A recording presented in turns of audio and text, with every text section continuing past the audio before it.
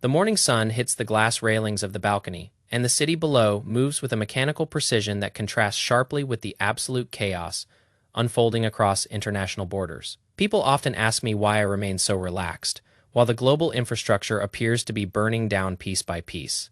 But the truth is that complexity is just a status signal for people who want to feel smart but stay poor. If you cannot explain your entire investment strategy to a 12-year-old child, then you are not actually investing your capital, but you are just gambling inside a rigged casino. It is incredibly amusing to sit here and watch institutional experts try to parse the latest consumer price index data when the baseline reality has been obvious for decades to anyone who understands basic mathematics. The latest macroeconomic prints are triggering waves of artificial turbulence across the trading floors, but the entire market reaction is based on a foundational misunderstanding of how structural debasement works. The current annualized consumer price data is revealing a clear breakdown in the state narrative, showing that inflation is moving significantly higher than the arbitrary targets set by the central bank. If you actually calculate the true rate of currency degradation by annualizing the monthly figures, you realize that consumer prices are accelerating at an unsustainable clip, while real-world inputs like energy and industrial resources continue to climb. The central banking apparatus remains fundamentally committed to an easing bias, which means they are actively preparing to lower borrow costs even as the underlying price indicators continue to worsen. This structural mismatch means that the broader public markets are currently priced for an absolute delusion, and the eventual realization of this reality will trigger a massive systemic correction. If the monetary authorities refuse to raise interest rates to defend the purchasing power of the currency, then inflation will spin entirely out of control. But if they do attempt to raise rates, it will be a case of too little, too late. You can already see the structural cracks forming inside the sovereign debt markets, where long-term interest rates are rapidly approaching multi-decade highs. The danger does not lie in breaking a 20-year high on the long bond, but the real systemic collapse begins when we breach the 30-year high, because that indicates a complete loss of institutional confidence. When the yield on 30-year government debt moves past the 5% threshold, it exposes a massive fiscal gap that cannot be closed through traditional administrative measures. A system burdened with tens of trillions of dollars in funded debt cannot afford to finance its own existence at these interest rates, let alone the significantly higher yields that the market will eventually demand. The entire imperial structure is completely insolvent because the official debt numbers only represent the money that has been explicitly borrowed on paper. If you factor in the contingent liabilities, including government-backed student loans, commercial mortgages, and legacy entitlement programs, like Social Security and Medicare, the true liability figure scales to an astronomical level. The institutional leadership has two distinct paths forward, which are either an explicit default on their sovereign obligations or a systematic inflation of the currency until the notes become entirely worthless. From the perspective of an average citizen, receiving state benefits getting paid in completely debased currency is functionally identical to receiving nothing at all. This is exactly why sophisticated capital allocators and foreign central banks are systematically dumping sovereign debt instruments and accumulating physical gold assets outside the traditional banking grid. They see the undeniable reality that neither political faction has the institutional will to halt this fiscal train wreck, because doing what is popular is rarely doing what is right. The entire system has resigned itself to the inevitability of a structural disaster, and the administrative focus has shifted from prevention to merely surviving the eventual impact. Even the established trust funds designed to protect senior citizens are nothing more than an accounting gimmick because their assets consist entirely of internal government IUs.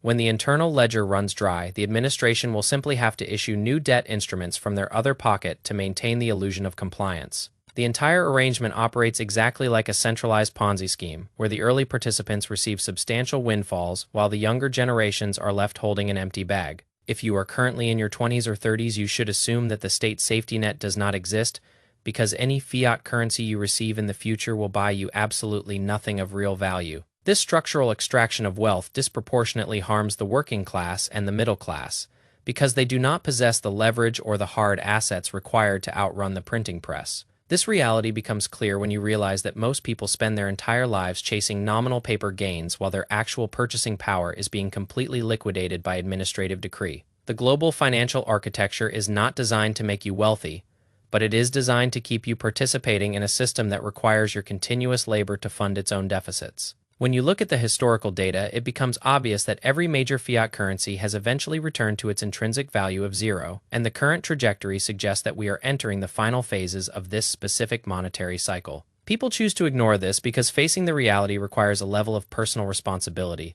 that most individuals are simply not prepared to accept.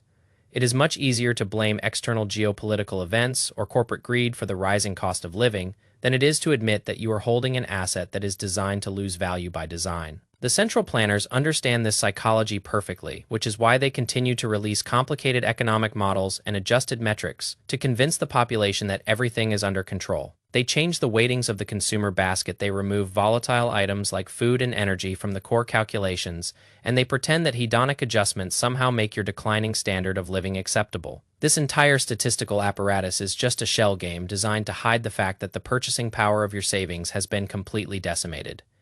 If you look at the real economy outside the financial centers, you see a landscape of systematic degradation where individual households are forced to take on multiple jobs just to afford basic necessities. This is the predictable outcome of a society that has financialized everything while neglecting the foundational production of real wealth.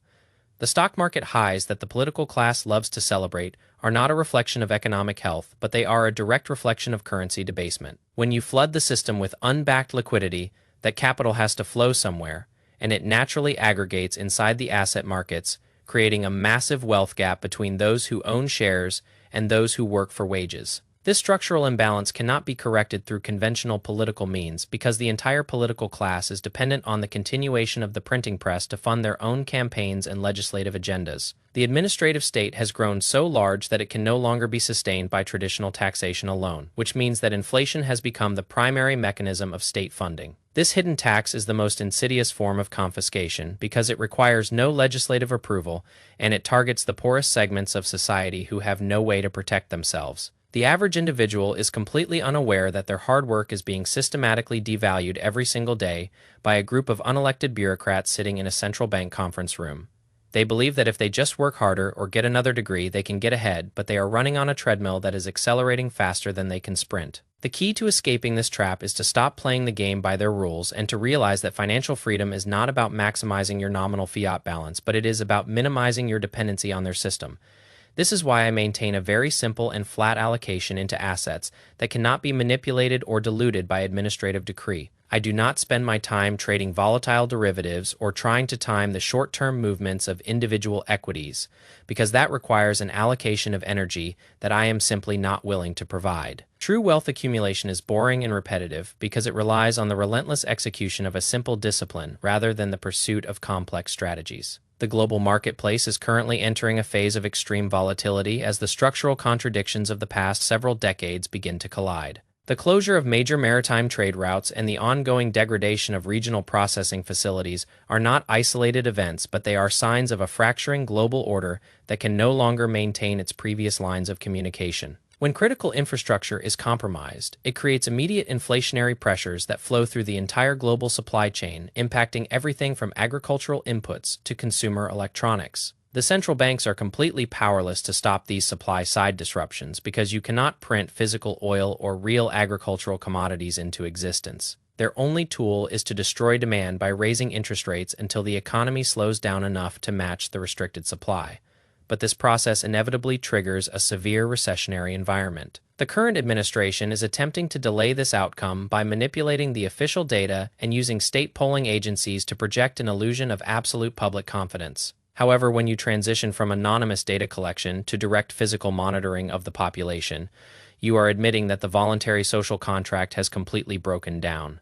The system can no longer rely on passive compliance, so it must resort to explicit intimidation to maintain the appearance of order. This structural insecurity is mirrored in the geopolitical arena, where declining powers are attempting to revive archaic strategies of elimination and regional expansion to distract from their internal collapse. The reality is that no amount of territorial expansion or administrative control can compensate for a baseline lack of economic productivity and technological innovation. The entities that will survive the upcoming transition are those that remain agile, decentralized, and focused on real-world capabilities, rather than bureaucratic compliance.